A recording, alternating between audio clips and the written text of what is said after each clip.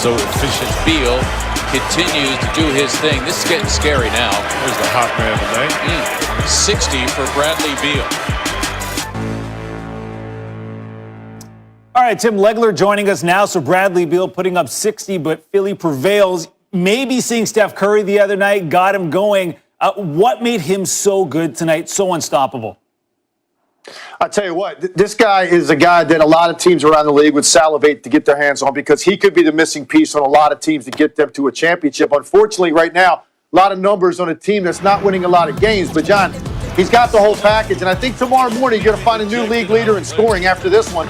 He can do it all. He can take you off the dribble. His handle now is taken to the place where he's so good at ball screen, whether you get to the rim or stop and pop if the big man stays back. And then this last component, the mid-range, that's the part of Bradley Beal's game that he was best at coming into the league, and now he has since added his ability to get to the rim and extended his range. He's just a lethal scorer. He got going early in this, ended up with 60, and really at 57 going into the fourth quarter. He should have had 70 points tonight, but Philly did a pretty good job on him the stretch. Yeah, he's just not getting much help when he has these big games. That's 8 straight games for him with 40-plus points that he has lost, which is kind of a staggering stat when you think about it. And you talked about how good Philly was. Hey, listen, Joel Embiid dominant once again, but it's their three-point shooting that really stood out in this game. They were on fire in this one. When they're shooting it like this, how dominant can they be? Well, this is what it's all about in the offseason. They went out and they changed their identity. They added spacing. They added shooting, particularly with Danny Green and Steph Curry. Curry's been off to an incredible start shooting the ball. Danny Green finally found his rhythm tonight, but the spacing they provide is all created because of the attention that their bigs command. You look at Ben Simmons off the dribble, the one dribble escape, knocks down another one. And this time, Ben Simmons operating out of the post. 5 defenders in the lane worried about him. Nice little brush screen by Dwight Howard. And it's just simple basketball. Find the open guy, Danny Green in the corner. This team looks completely different offensively with their spacing and their flow. They knew that they had to target that coming into this season because they were not a very good three-point shooting team last year that doesn't play to their star strengths. That has completely changed now, and there's a reason this is the best record in the Eastern Conference. Philadelphia has been the most consistent team in the entire NBA. They haven't really laid a dud. Schedule hasn't been tough. It's about to pick up starting tomorrow night with the Brooklyn Nets. So let's see now over this next stretch of 8 to 10 games when they're starting to play playoff teams if they can continue this. But early in the season, you can't ask for much more than what this team has looked like offensively. Yeah, you talk about their record 7-1. That's their best start since 2001. And this next stretch is going to be very interesting. Thank you, Tim. I dig the little Max Headroom stuff he threw in there. Thunder and Pelicans, due to time constraints, we can't show all of Zion Williamson's dunk from his 1 year at Duke. In fact, we have to go right to the fourth quarter. Lonzo Ball's three-pointer's no good. Rebound Adams, Steven Adams got it. Big man, down under. He's New Zealander. First career triple-double for Adams, 10, 11, and 10. Shai Gilgeous-Alexander makes his way to the basket, lay-in and foul. We're even at 106 after the free throw. Shai Gilgeous, 21 points. Zion Williamson there, his turnaround jumper goes in. Next Thunder possession. Remember Steven Adams playing against his old team. Jumper, no.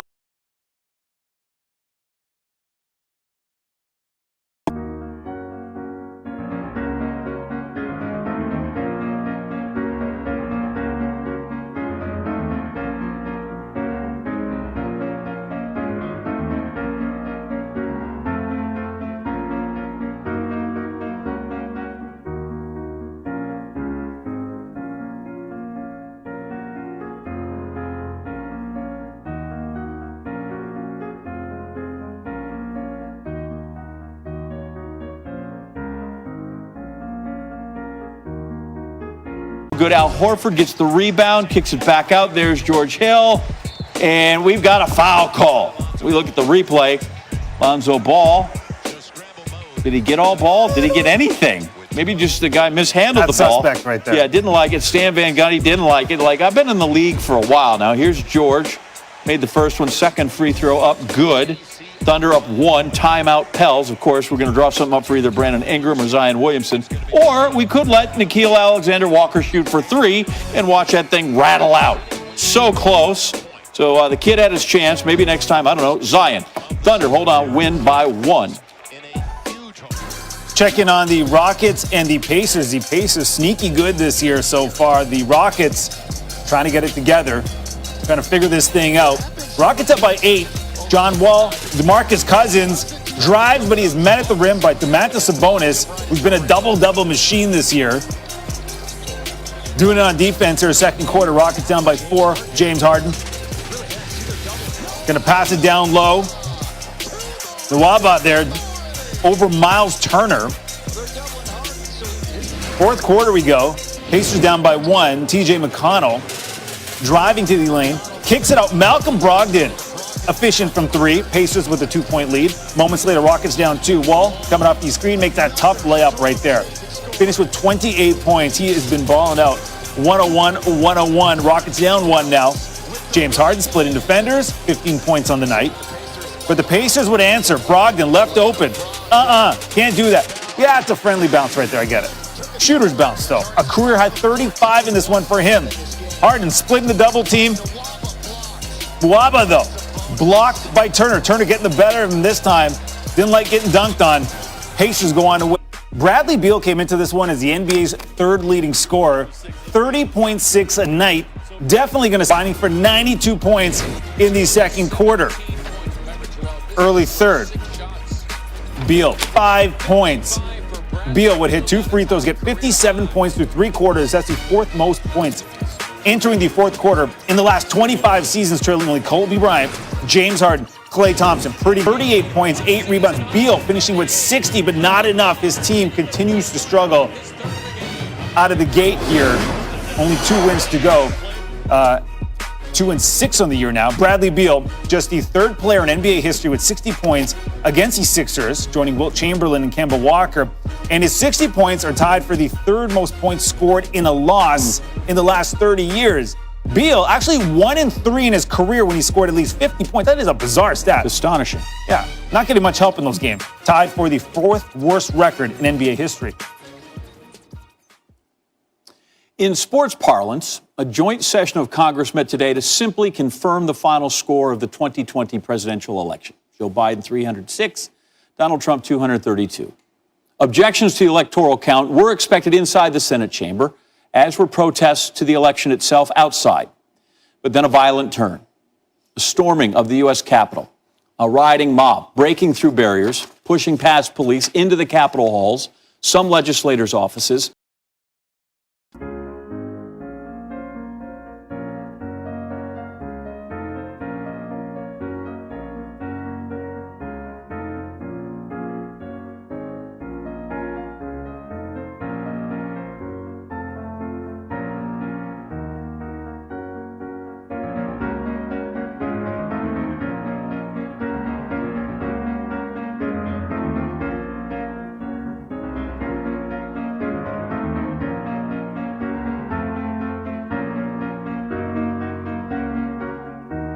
And eventually the Senate chamber.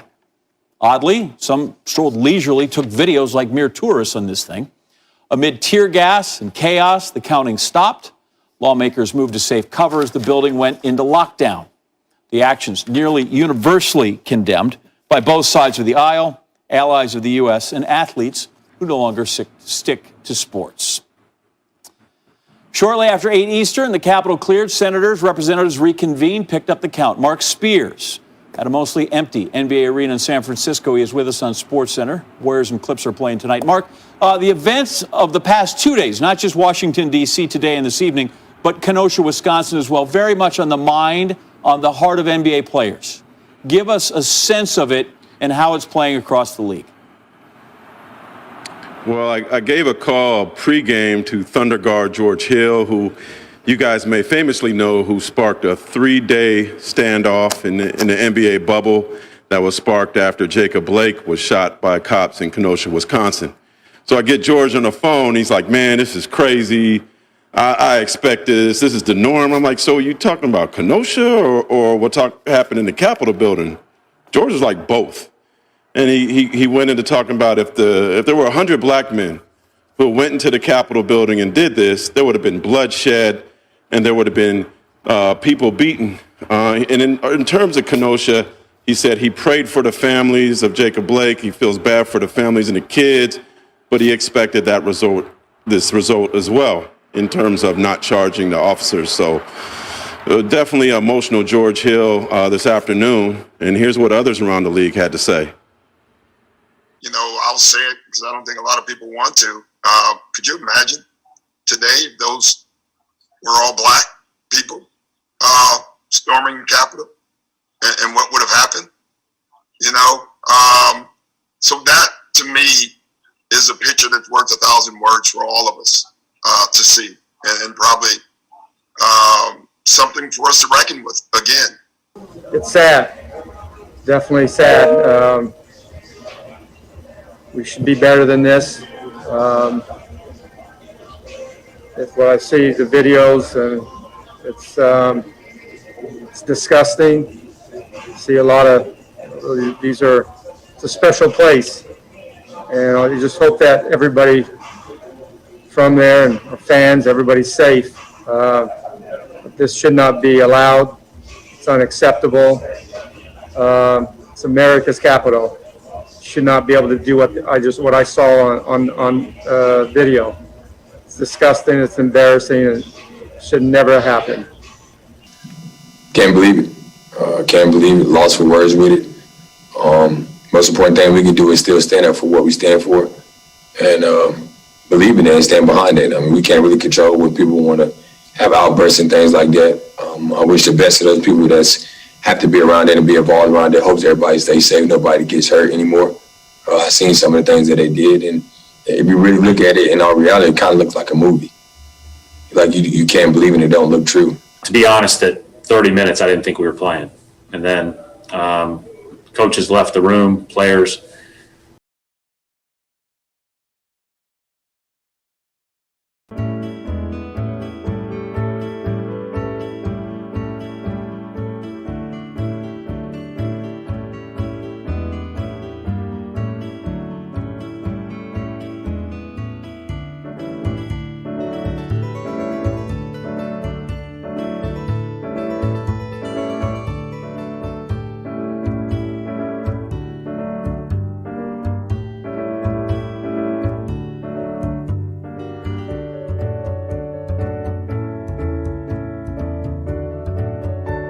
Finished talking and chose to play. So, I mean, I called my wife and told her I don't think we're playing. I support whatever they choose. I've said many times in these types of situations, everyone has a voice and everybody expresses it a little bit differently. So it's important to, in this small area, enclosed room, for everybody to feel comfortable to share, whether, you know, when we were in there or after we left, and so that the team could come to a decision. But I mean, everybody knows what's going on in the world, man, and you can't hide from that. We see the two different USAs that we live in. It's sad. It truly is. It's sad. But all in all, we came to the conclusion, look, man, we're going to go hoop. We know what it is. You can't fool us. You're not fooling nobody else. But like I said, it's just sad, man. And everybody sees it. Everybody knows it now. Like, you can't say that you don't understand it. Before we get started, you know, we definitely want to speak to some of the things that's been going on in our society. It reminds me of what Dr. Martin Luther King has said, that there is two split different Americas. In one America, you get killed by sleeping in your car, selling cigarettes, or playing in your backyard. And in another America, you get to storm the Capitol and no tear gas, no massive arrests, no none of that. So I think it's obvious. It's 2021. I don't think anything has changed. We want to still acknowledge that. We want to still push for the change that we're looking for. But as of yet, we have not seen it. We want to continue to keep conversations alive and do our part. Well, 2 months ago, I sat down with Stephen Curry, and he said that although the Warriors were not in a bubble, it was important for them to keep the social justice movement going on once the season started. But tonight, this was the first night that the Warriors ever went to a knee in protest of what's happening in D.C. and what's been happening in the world. They were also alongside the Clippers, who did it as well. The ironic thing is this is about 40 miles away from where Colin Kaepernick from the Niners started that whole revolution. Also, Tyronn Lue, the Clippers head coach, talked to his players before the game. And the sad thing he said is that they weren't shocked, and said that was pretty messed up that they weren't. I think you'd find a lot of people that would agree with that. All right, Mark, as always, we appreciate you having your giving us the pulse of the league. Very good and unprecedented day in America. We appreciate your work. So as Mark mentioned, events of the last 2 days.